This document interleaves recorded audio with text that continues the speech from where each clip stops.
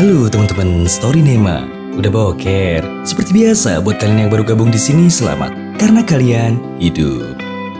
Oke, kali ini Nema bakal ngelanjutin alur Himomen episode selanjutnya. Karena ada banyak episode, Nema bakal nyeritain satu-satu dan Nema taruh linknya di deskripsi ya permen. Yang jelas, episode 6 ini nggak kalah ngeselin kok dari episode kemarin. Dan karena nih alur pasti isinya spoiler semua, jadi langsung tonton aja deh ya, daripada boros ludah. So, gimana? Udah siapin balsem? Oke lah, percuma nyerocos kalau kalian nggak paham. Tarik nafas dalam-dalam dan bumper dulu.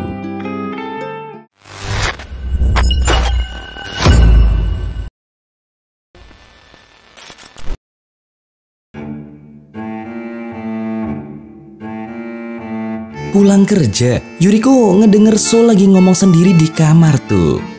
Ternyata So lagi bikin vlog mau bikin alur film juga kali ya. Yuriko seneng banget dong, akhirnya pacarnya kerja, jadi YouTuber lagi. Kurang apa coba, makin kesengsem deh Yuriko. Besoknya dia cerita tuh ke Satoko, tapi Konomi yang kebetulan denger malah sewot Katanya nih, palingan cuman bentar, habis itu juga pasti nganggur lagi. Mending Yuriko putus aja deh sama So. Belum sempet dijawab sama Yuriko. Lah kok ada dua bocil yang tiba-tiba minta tanda tangan tuh ke dia. Mereka nunjukin vlog So yang ngevideoin Yuriko lagi ngorok gitu Yuriko auto ngamuk deh ngeliat tuh video. Pulang kerja, dia langsung ngasih salam tempel sama So.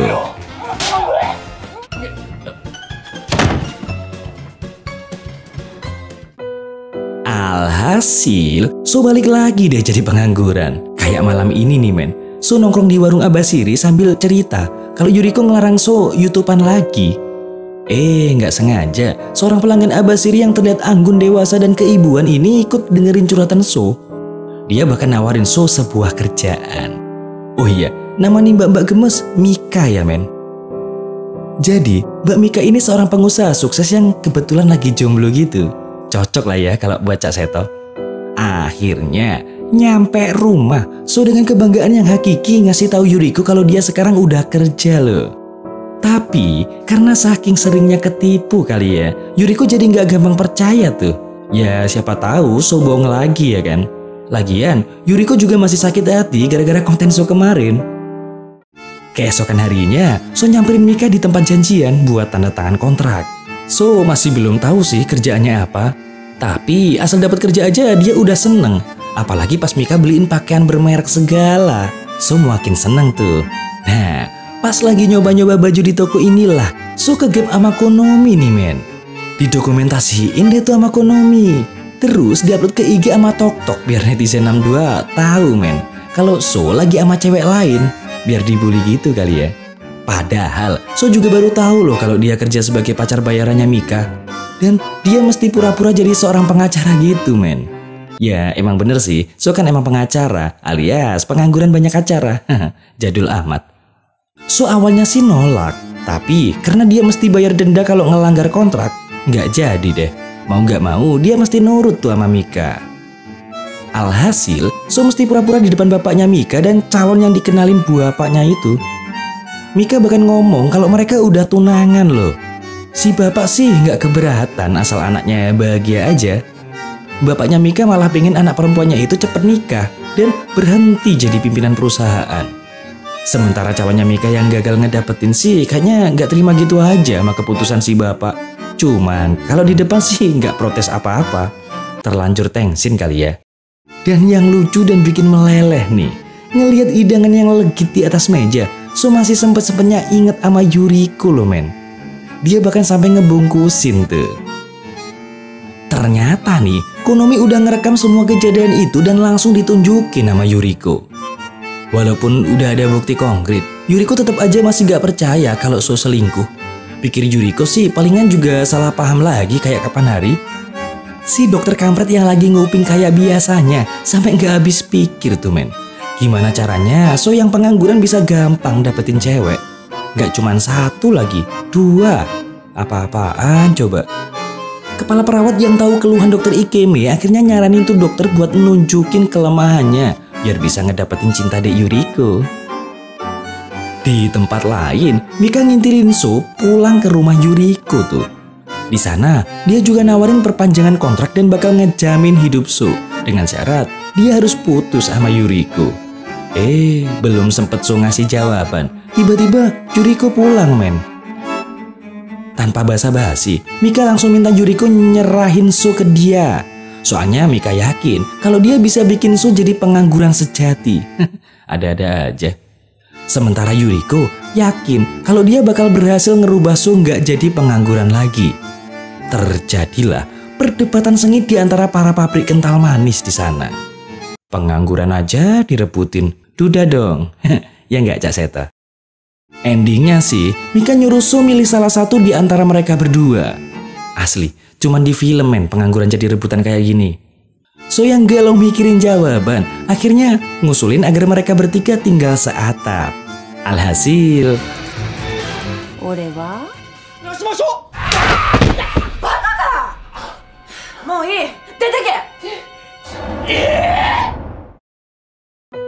ngelihat kesempatan, tentu aja So langsung ditampung tuh sama Mbak Mika. Film pembodohan ini mah.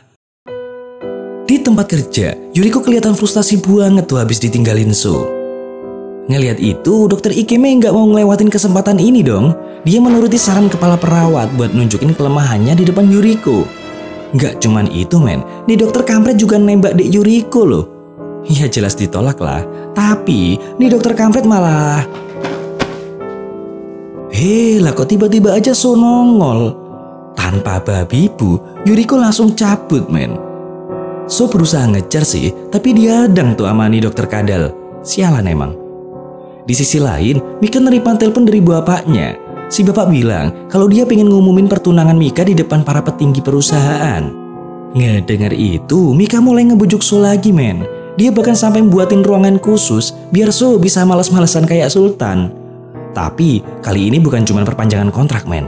Mika malah nyodorin formulir pernikahan. Nggak bisa mikir lagi dah Nema. Ngelihat Yuriko yang lunglai lemas tak berdaya, Satoko sama Konomi jadi khawatir tuh. Sampai tiba-tiba Konomi dapat telepon terus buru-buru pamitan. Tapi sebelum pulang, Satoko sempat nanyain sih alasan Konomi kok bisa ngebenci So.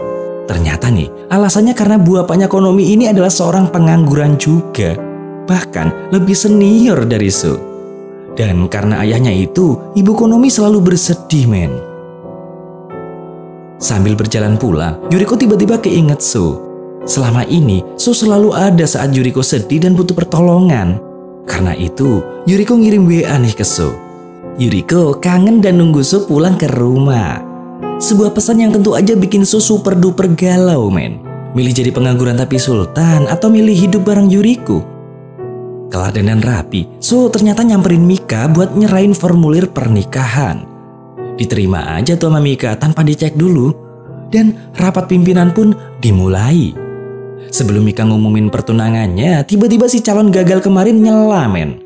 Di depan semua orang, dia ngebongkar identitas So yang sebenarnya. Dia bahkan menghadirkan Konomi sebagai saksi. Dengan panik, So nyoba ngebela diri tapi bukan silat. Lah kok malah keceplosan bilang kalau dia udah tanda tangan kontrak sama Mika. Awalnya sih Mika santuy, sampai pas dia tahu kalau So nolak nikah sama dia.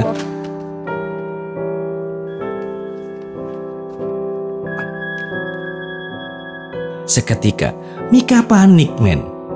So ternyata lebih milih Yuriko ketimbang dia, walaupun So mengakui kalau penawaran Mika sangat menggiurkan. Tahu kenyataan pahit itu, Mika auto marah dong. Dia bisa ngasih apapun yang So minta, tapi kenapa So masih aja milih Yuriko? Bahkan bapaknya nyoba nyadarin Mika. Selama ini Mika terlalu memaksakan diri. Gak semua hal bisa dibeli sama duit dan kekuasaan.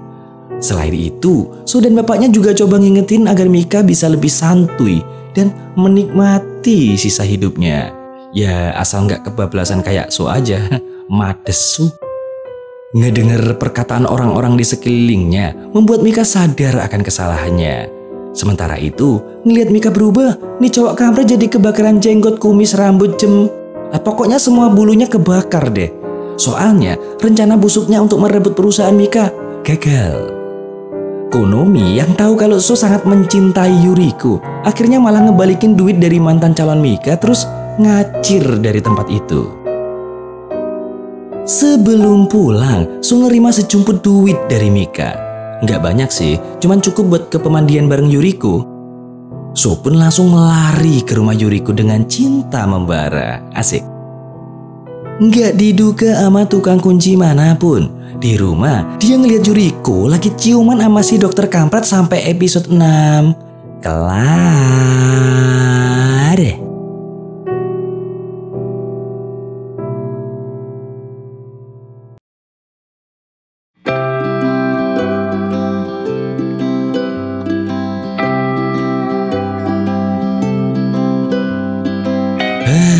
Nikmat betul ngemut cingur.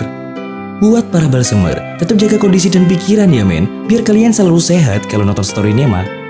Oke, seperti biasa buat para jomblo, segera temukan jodohmu karena daging yang terbelah rasanya lebih nikmat daripada telapak tanganmu. Dan kalau ada yang request film untuk diulas, bisa kalian tulis di komentar ya. Bye.